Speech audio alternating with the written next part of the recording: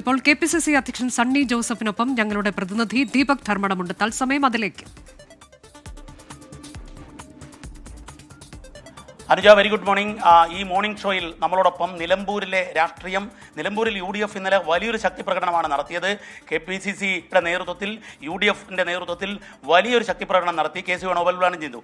അതിനുശേഷം അതേക്കുറിച്ച് സംസാരിക്കാൻ ഇപ്പോൾ KPCC president advocate Sunny Joseph നമ്മളോടൊപ്പം ചേരുകയാണ്. സ്വാഗതം മോർണിംഗ് ഷോയിലേക്ക്. ഏറ്റവും പ്രധാനപ്പെട്ട കാര്യം, ഇന്നലെ നടന്ന റാലി, ആ തെരഞ്ഞെടുപ്പ് കൺവെൻഷൻ നൽകുന്ന ആത്മവിശ്വാസം എത്രമാത്രം? അത് വളരെ കൃത്യമായ ആത്മവിശ്വാസം, ജനങ്ങളുടെ ഒരു പ്രതികരണം, പ്രവർത്തകരുടെ ശക്തമായിട്ടുള്ള പിന്തുണ UDFിനുണ്ട്. നിലമ്പൂര് UDF അതിശക്തമാണ്. ഈ ഇലക്ഷൻ്റെ ഒരു മുന്നൊരുക്കം UDF ആണ് ഏറ്റവും നേരത്തെ തന്നെ നടത്തിയിട്ടുള്ളത്.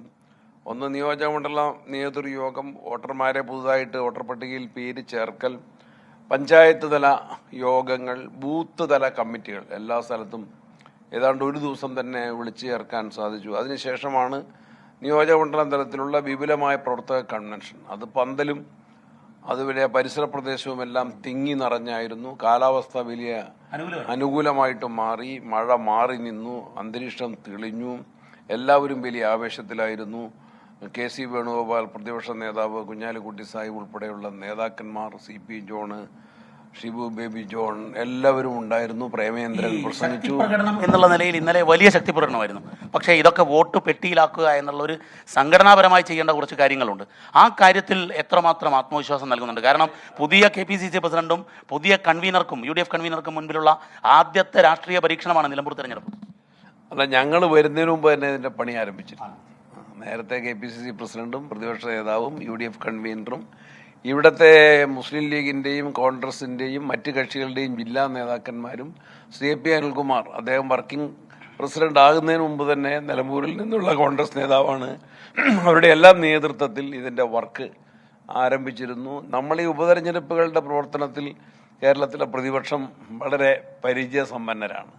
മാനേജ്മെന്റ് മറ്റൊന്ന്, ഈ അൻവറിന് വേണ്ടി കാത്തുനിന്നത് യഥാർത്ഥത്തിൽ ഒരു നഷ്ടമായില്ല അത്രയും ദിവസങ്ങൾ? കാരണം ഇന്നലെയാണ് പ്രസിഡന്റ് വളരെ കൃത്യമായി പറഞ്ഞത്, അൻവർ ഒരു ഫാക്ടറല്ല നിലമ്പൂർ തെരഞ്ഞെടുപ്പിൽ എന്നുള്ളത്. ഇത് നേരത്തെ തന്നെ ഈ സ്റ്റാൻഡ് എടുക്കാമായിരുന്നു. ഇല്ല, ഞങ്ങൾ കാത്തു നിന്നിട്ടേ ഇല്ലല്ലോ. അൻവർ നിങ്ങളെ സമയം കളഞ്ഞതേ ഉള്ളൂ.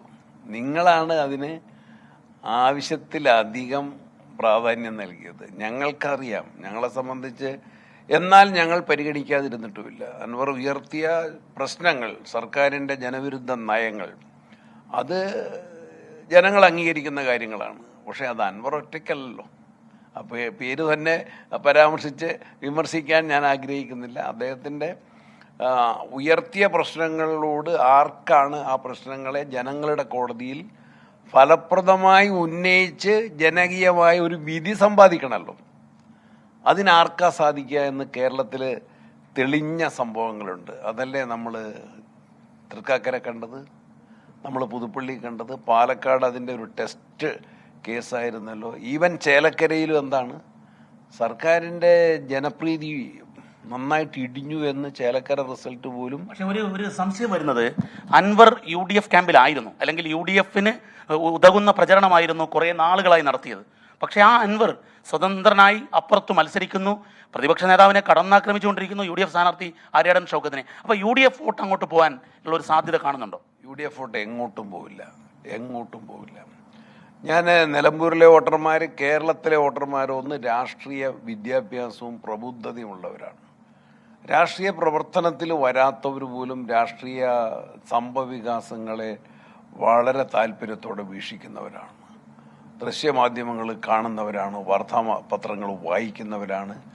എന്ത് കാര്യത്തെയും അവർക്ക് സ്വയമായി ഒരു വിലയിരുത്താൻ, സ്വതന്ത്രമായിട്ടൊരു വിലയിരുത്തലിന് അവർക്കുള്ള അതിനുള്ള ബുദ്ധിശക്തിയുണ്ട്, അതിനുള്ള രാഷ്ട്രീയ വിദ്യാഭ്യാസമുണ്ട്, രാഷ്ട്രീയ താല്പര്യമുണ്ട്, പ്രബുദ്ധതയുണ്ട്. അതുകൊണ്ട് ഇങ്ങനെയുള്ള വോട്ടുകൾ, ഈ മത്സരം വളരെ വ്യക്തമാണ്. UDF LDFും തമ്മിലാണ്.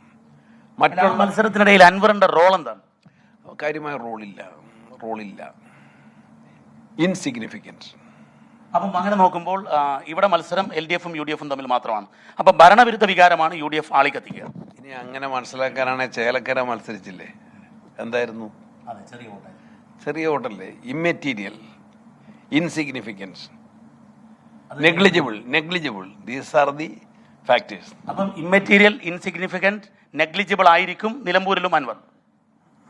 എവിടെയും ഈ മത്സരം എന്ന് പറയുന്നത് കേരളത്തിൽ വ്യവസ്ഥാപിതമായ വ്യക്തമായ രാഷ്ട്രീയ മുന്നണികൾ തമ്മിലാണ്. എവിടെയും. അത് പാലക്കാട് കണ്ടു. പാലക്കാട് കുറച്ചും കൂടി 2ാം സ്ഥാനത്ത് BJPക്ക് വരാൻ സാധിച്ചിട്ടുണ്ടാവും.